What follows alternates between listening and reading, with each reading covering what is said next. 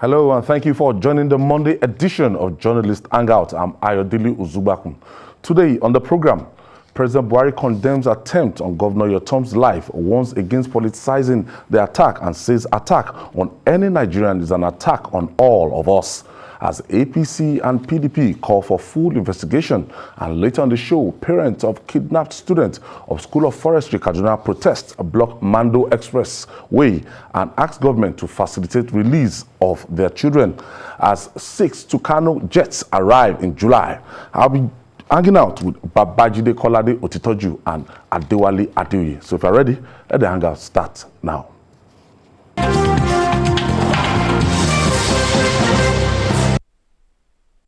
Thank you for staying with us. Saturday's attempt on the life of Governor Samuel Ortom of Benue State is another bitter security pill to swallow. President Muhammadu Buhari has condemned it and warned against politicizing the issue. He says attack on any Nigerian is an attack on all of us. Hence, he ordered full investigation into the attack. Babajide, we are still smarting from that attack, and Governor Ortom has been giving details of how he escaped from this bandit, and if he wasn't that careful, as you know, he would have been killed, because those people, those so-called bandits claiming responsibility, actually said they intended killing the governor. Well, at this stage, we really need to be cautious and not rule anything out or rule anything in. You know why I'm saying this? Sometimes to mask the true intentions of some aggressors, or to mask the true identity of some aggressors, they can decide to fly a kite, come up with some claims that would divert attention from the real perpetrators of the crime. The so-called Fulani group that reports claimed that they carried this out is until now little known, and the people behind it are not even known at all. If they had a reputation, like Boko Haram, for example, like ISWAP, with a history of carrying out attacks like this and taking responsibility, you could readily say, yes, this attack was carried out by these fellows. But the way it is now, no one knows them. No one knows whether somebody just sat down somewhere and claim that this was done by a particular group, because we've seen people in the past try to do this kind of thing. So I really would advise Nigerians to let the security agencies conduct a full inquest into what has happened. And I also do not think that no matter what the so-called Miyetti Allah faction, the faction that calls itself Miyetti Allah Kalta Hori, had said in the past about the governor, no matter the threats that they had issued in the past about the governor, I don't think it is right at this stage for even the governor to conclude that this was where this attack came from, because it could be another group. So when I believe that the Nigerian police is capable of getting to the root of this matter, no matter how long it takes. And you can see that the president has supported the investigation. The president has told them that, look, this attack on him is an attack on every Nigerian, and that they must do a thorough investigation. So we want to believe that the DSS, the police, will be able to do a thorough investigation and lead us to who exactly carried out this attack. You know, in the state that the governor found himself, he could easily have come to the conclusion that the same Kaltahore group that he had a running battle with were behind it. But at this stage, I can only urge caution. Let us have a thorough investigation. At the end of the day, we will discover who indeed carried out this attack.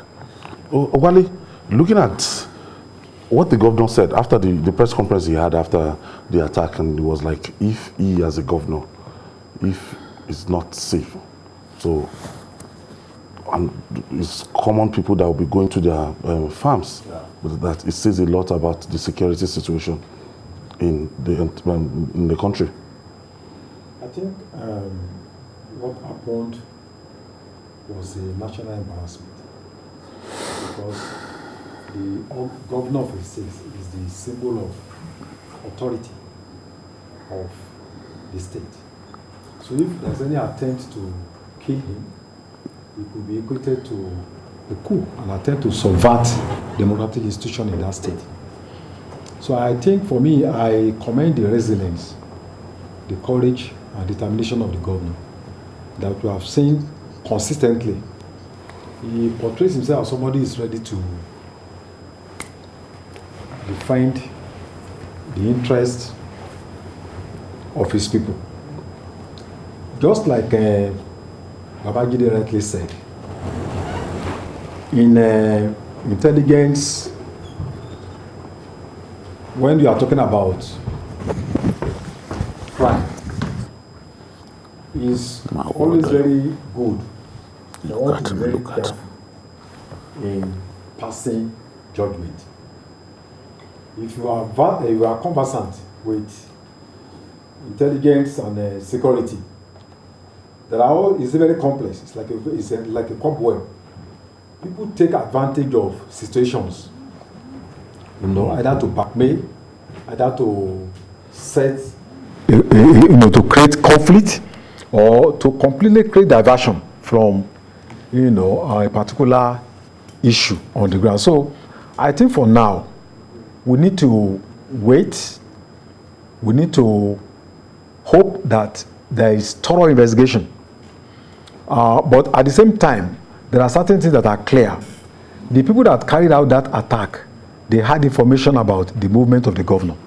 Definitely. They knew the time he was going to that farm. They knew the time he was going to come out of that farm.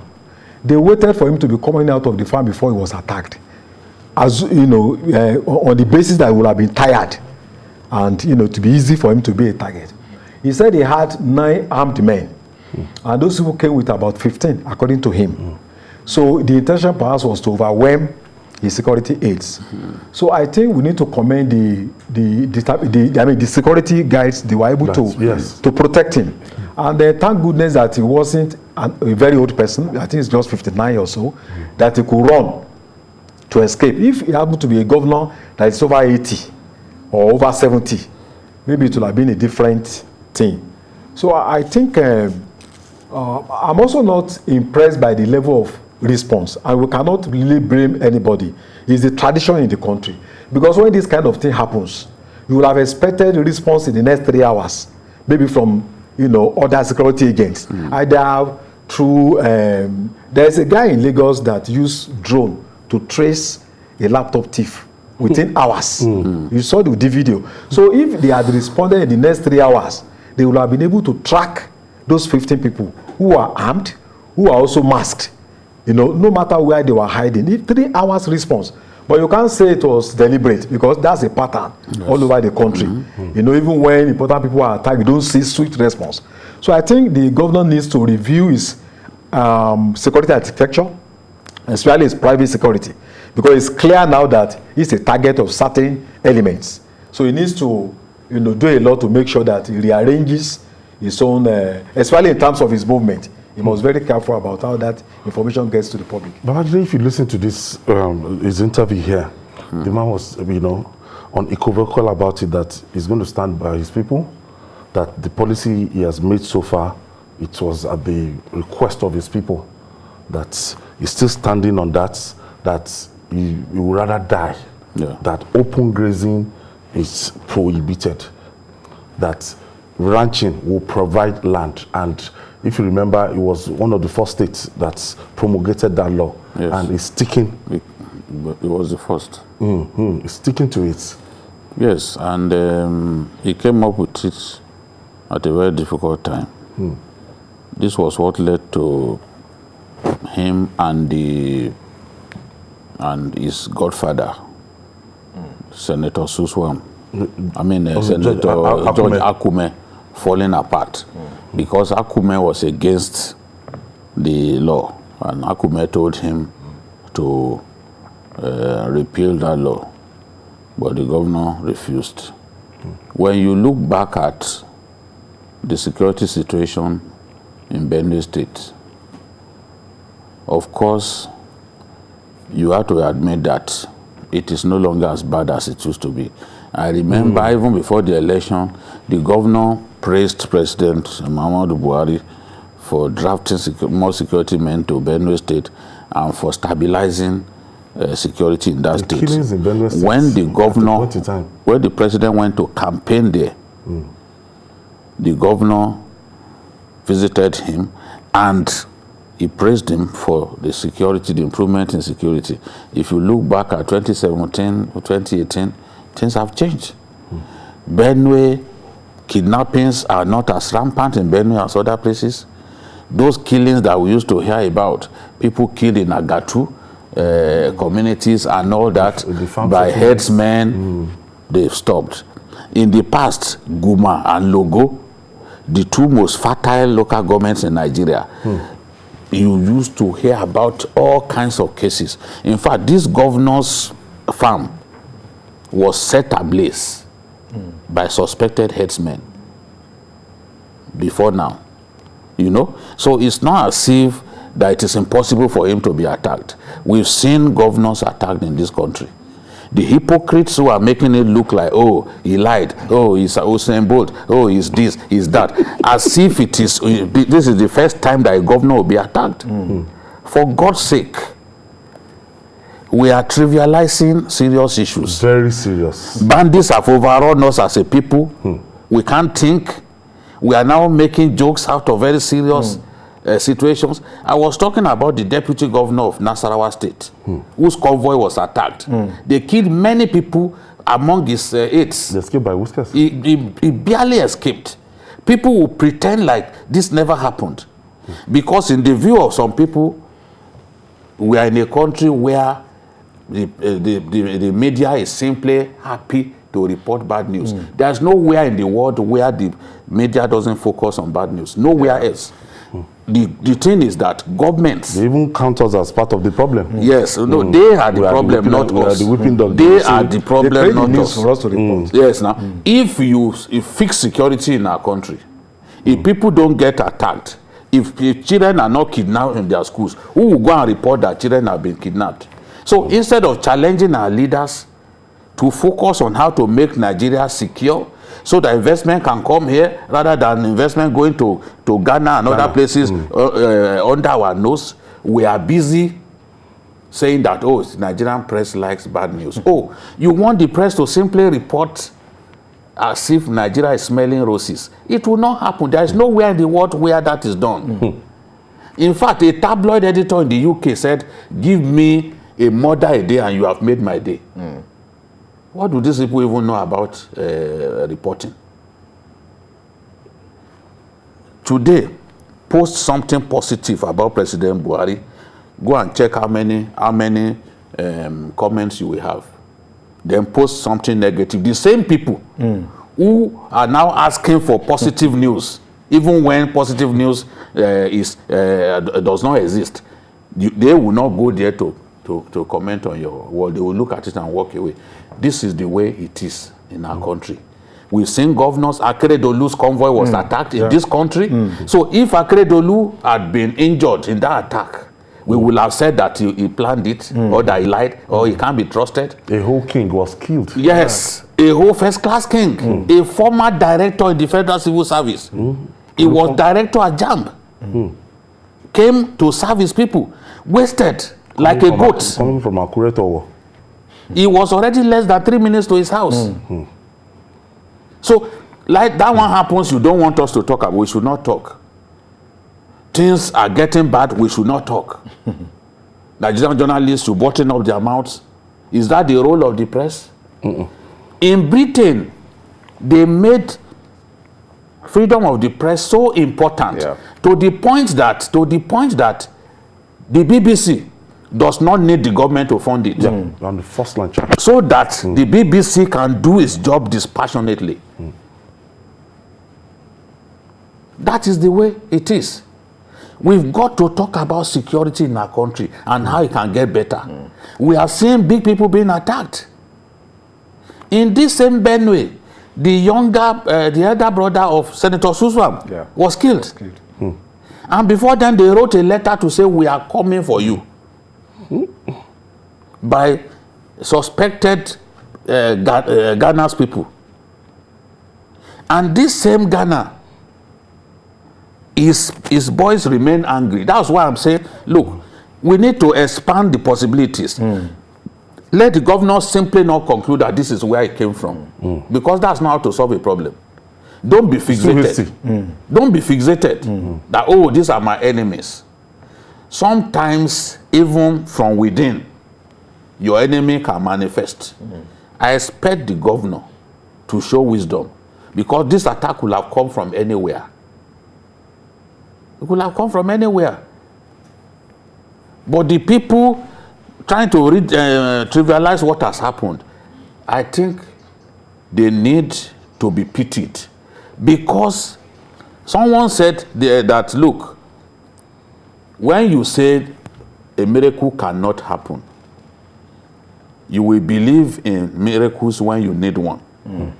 On the day that some of the nasty people posting the negative things, funny things, trivializing, making jokes out of our predicament as a nation, on the day they fall victim, they would now appreciate the extent of the problem that we have. The thing that I see clearly from interacting with some of them is that they are bare-faced hypocrites. The things that they do not admit in the open, if you engage them one-to-one, you see them talk about it.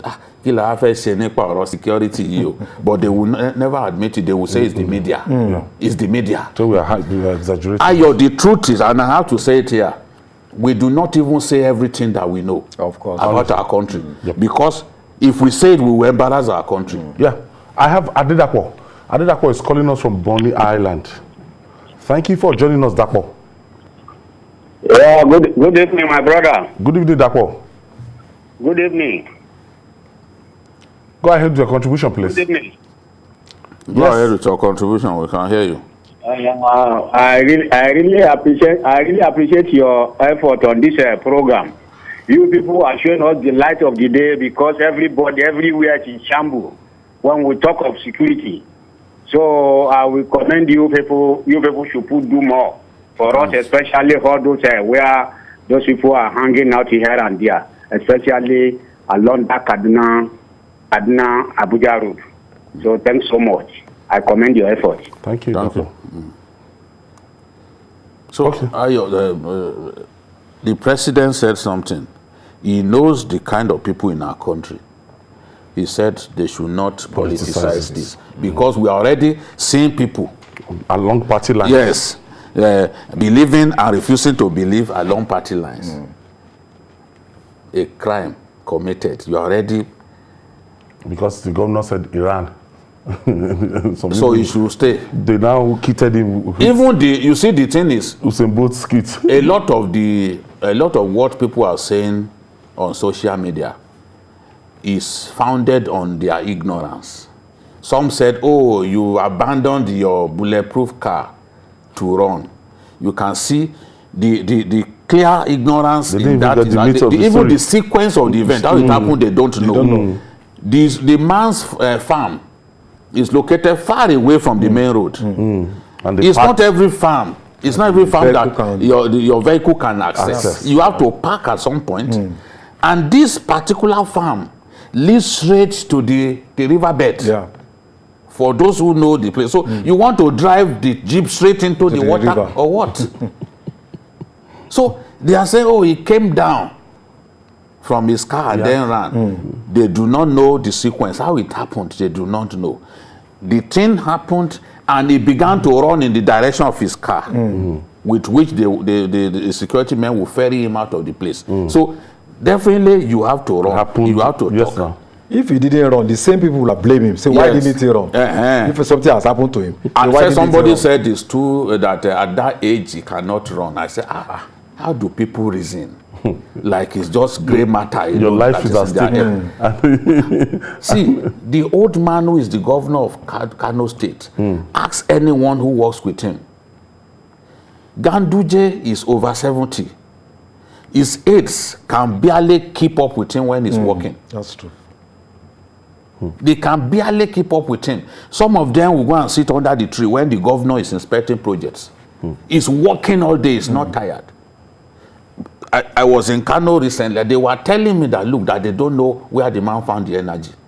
And Obasanjo was like that, even as president. People will be running after him.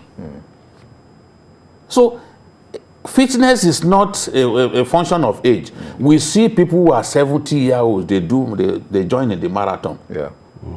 This Boston Marathon and the rest, 70-year-olds, they join. Meanwhile, some 20-year-olds can't run. It's a function of fitness, not age. So to imagine that someone cannot run for up to 1 kilometer because he is 59, you see the level.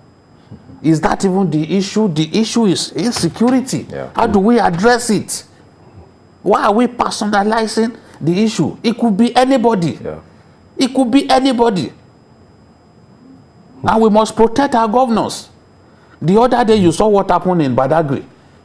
They were attempting to mob the Lagos governor. Anybody could fall victim. That's why most of the governors, they take time to get bulletproof vehicles. Yes. Take time to get, because they are politically No, because if you take things lightly, you could be killed. And when you are killed, they will blame you. Yeah.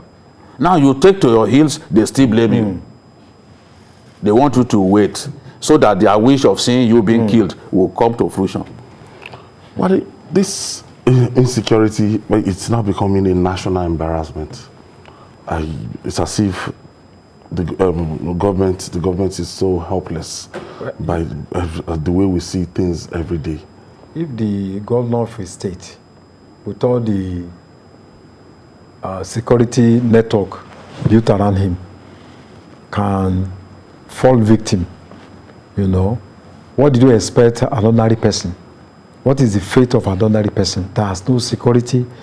His house is not fenced. He has no police, he has no soldiers. He drives on the highway from one place to the other. So what has happened to the governor shows that if at all we don't believe there is a serious security problem in the country, if there's anybody who doubts, I think this is one radical way that confronts us to let us all admit that security is a major problem. And when you have insecurity, you cannot be talking of investment. You cannot be talking of greatness. You cannot be talking of sustainable development unless you are able to fix that. When human lives are not safe, what else are we talking about? So we are waiting to see how the government will respond to this, not just in terms of the press statements they are making, because that's the ritual. If there is a major thing, they will issue statement, they will order police. Then after 3 weeks, 2 weeks, something will happen again. Everybody will forget about it. So we are really very, and I think it's not just in Nigeria. All over the world, people are embarrassed by this particular case. Yes. And I think all over the world, we are all waiting to see how the government will go about this to fish out those that are responsible and to ensure that they face the full, weight of the law. All right, we'll take this breather. When we come back, we'll talk more. It's still Journalists Hangout. Please stay with us.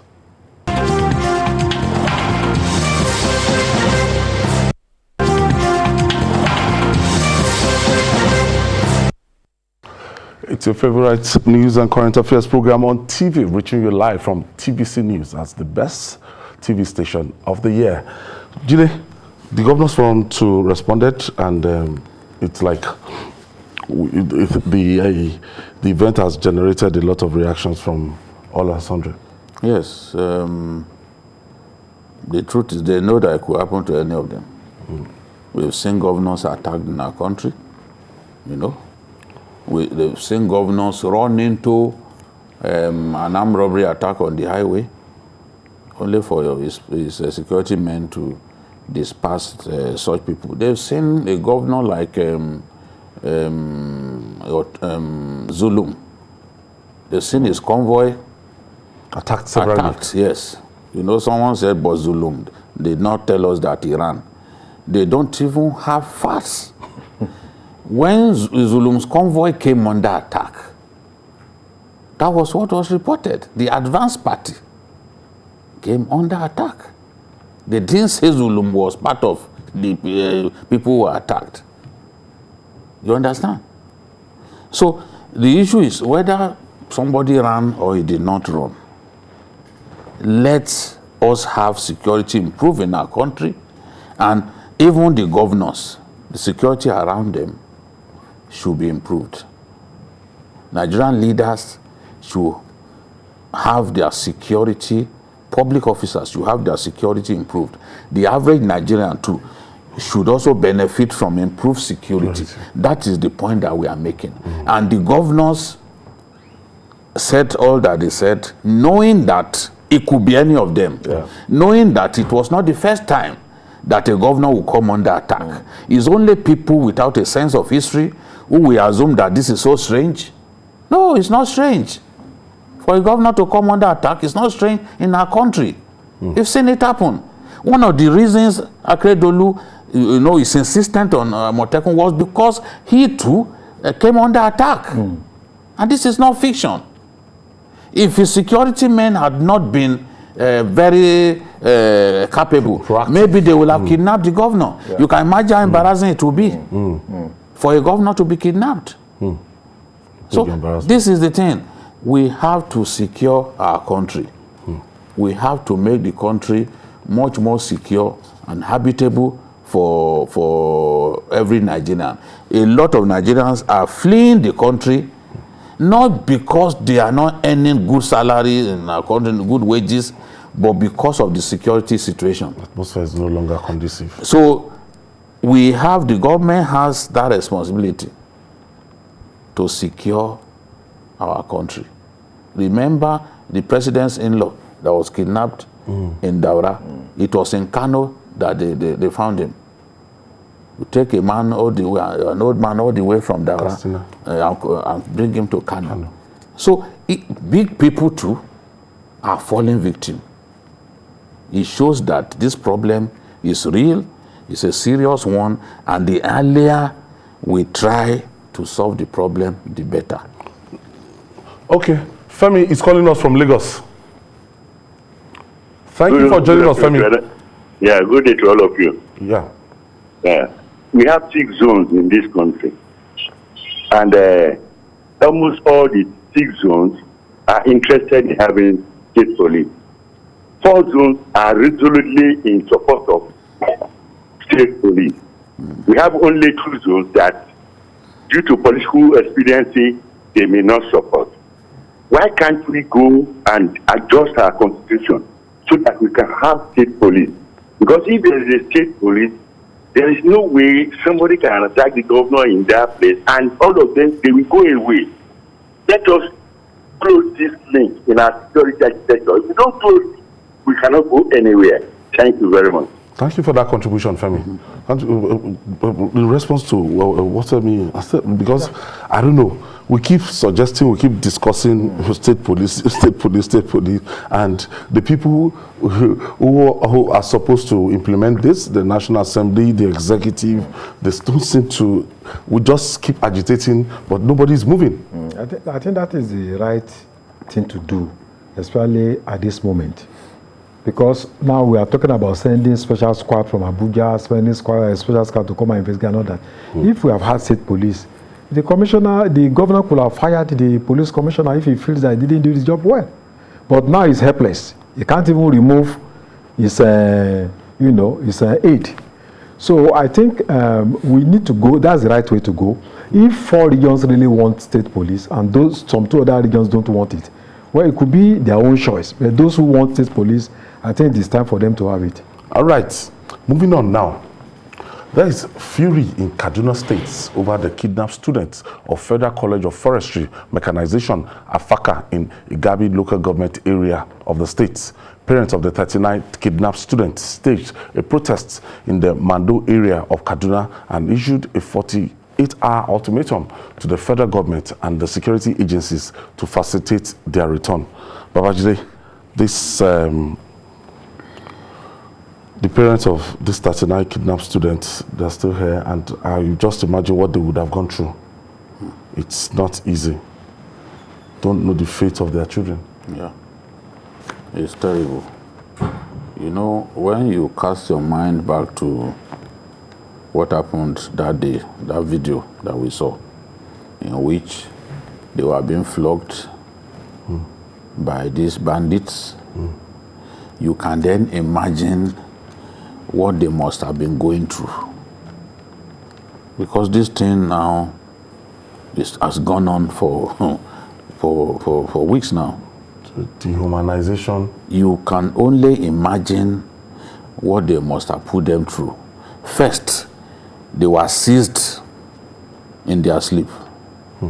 So some of them had only their loincloths, including the women. Probably some of them were not wearing underpants. You know? They just had their loincloths wrapped around their waist, and this beast took them away. Now, they've been denied freedom. I'm sure too that they won't be able to feed the way they want. And what is their crime? Seeking to improve themselves academically. It cannot be a crime in any country of the world. Now, the schools are not safe. Parents are withdrawing their children from school. If these ones, the longer these ones stay in the den sending of these bandits, the greater the despondency amongst our people, the greater the fear about letting people go to school in an area that is already educationally disadvantaged. So I wasn't surprised today when I saw pictures of that protest in the Mando area. Frankly, this is something that we shouldn't have let happen. I know how difficult it is for someone like Governor El-Rufai to face this kind of situation in the state. We know that they decided to turn on Kaduna because of the governor's stance that, look, we will not negotiate with these people. But at the same time, we must find a way to rescue them.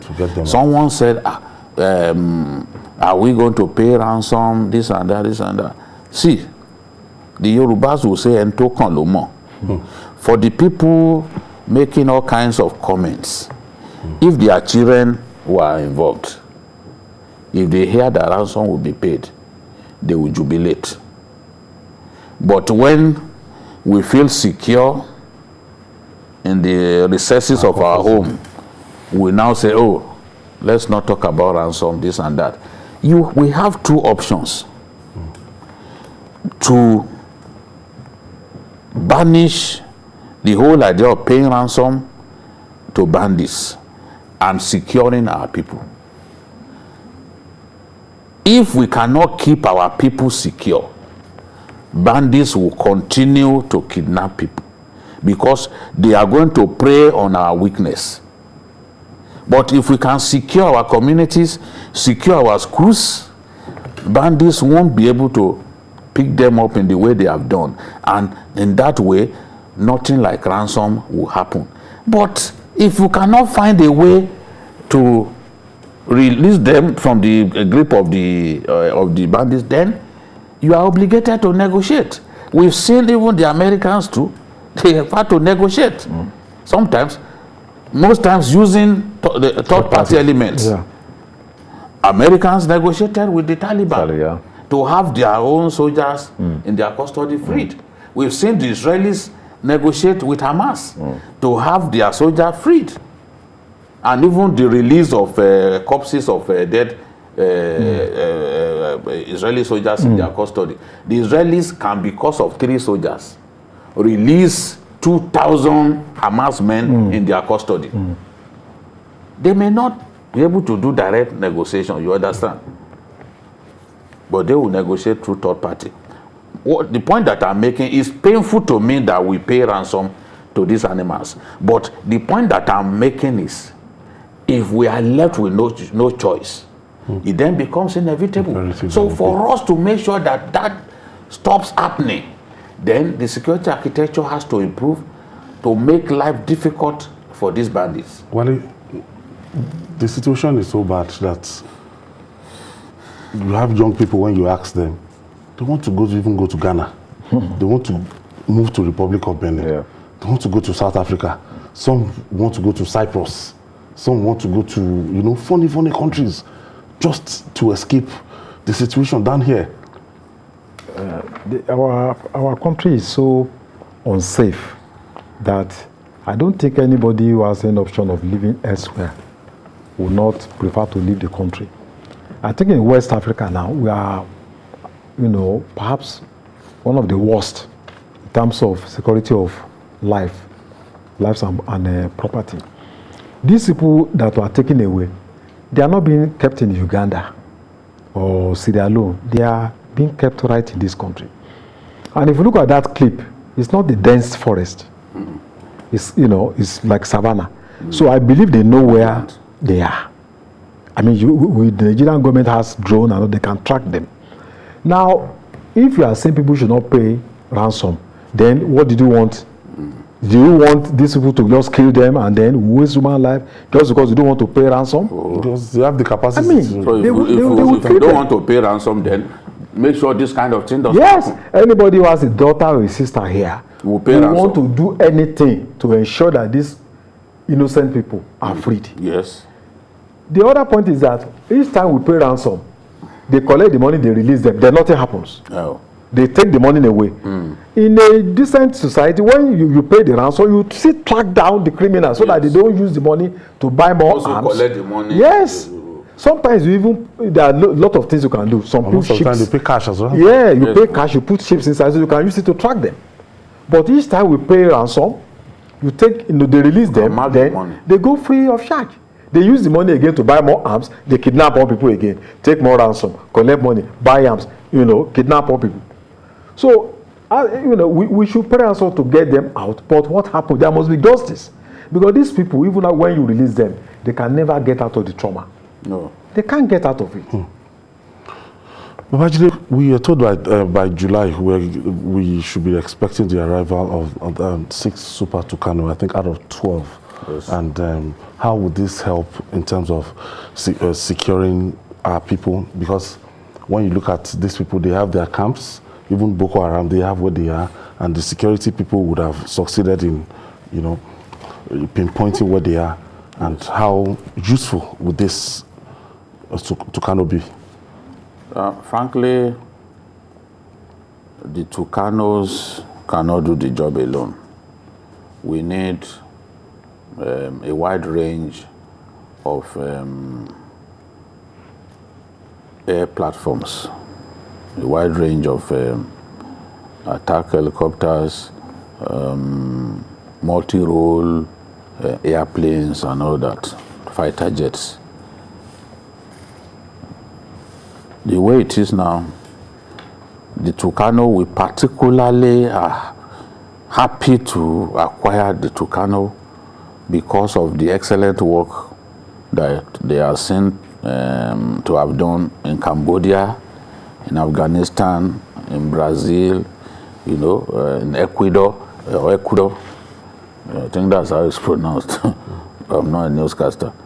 In Ecuador and other places. The beauty of the Tucano is the excellence of his munitions delivery. It delivers his weapons with pinpoint accuracy. It's not a question of, oh, after the attack, let us come and see whether it hit target. Or no.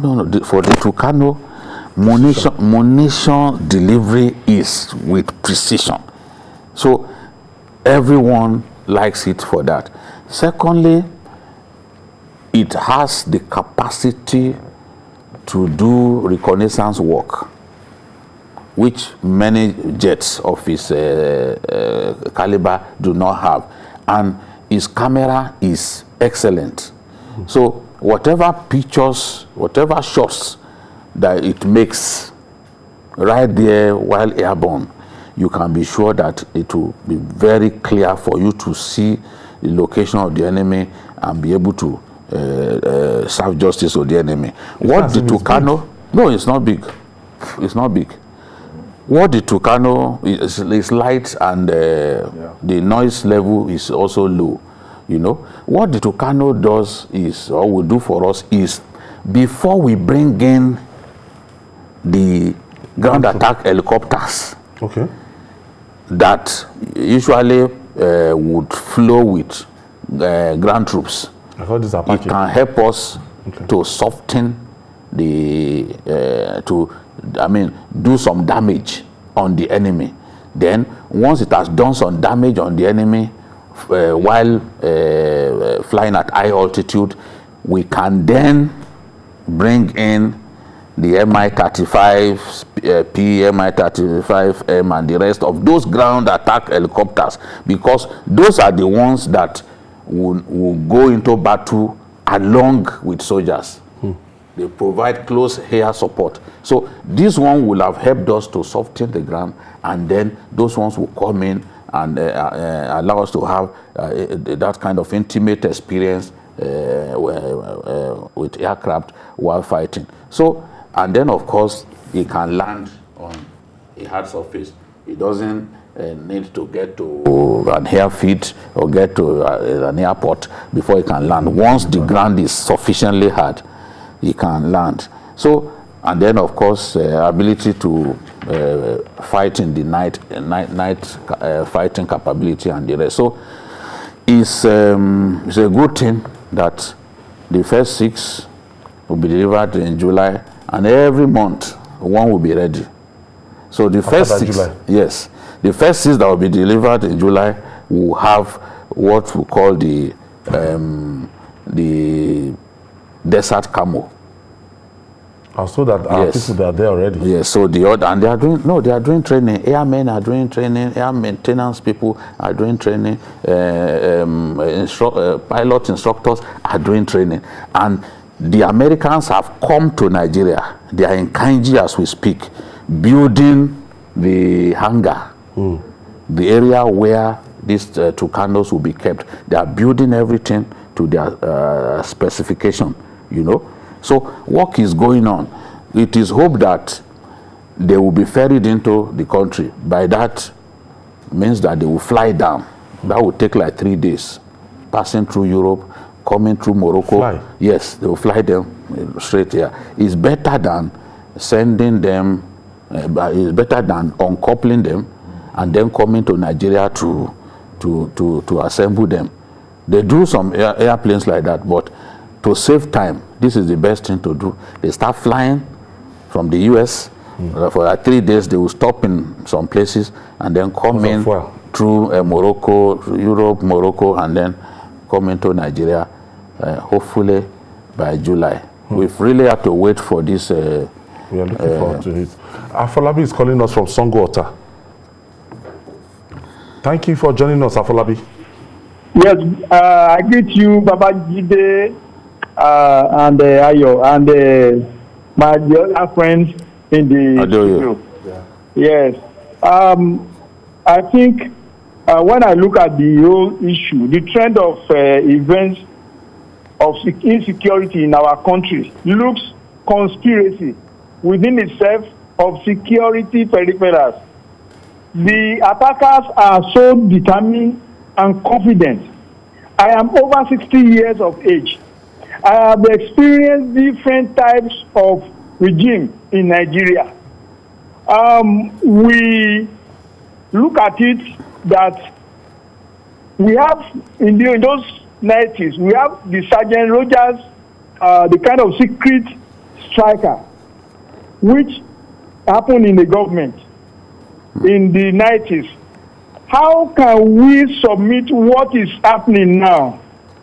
Does it mean the communication within the legitimate security not interfacing? The answer is for every state, local government, and every community to reinforce their own security for intelligence purpose. You see, we are living within the communities. The intelligence is paramount, and we want to know exactly what is happening. Who are those behind these scenes? It is not an hired. Thanks. Thank you, Afolabi. Wale, the one thing we need is we need to equip for a long time they've neglected the Air Force, the military and everything, and we know that you can't just start buying now. But from other equipment that will be coming in, I think there's light at the end of the tunnel that, look, once we have our military fully equipped, we'll be able to deal with the security challenges. Like Babagide has said, I think the purchase of the Tucano is a huge step forward.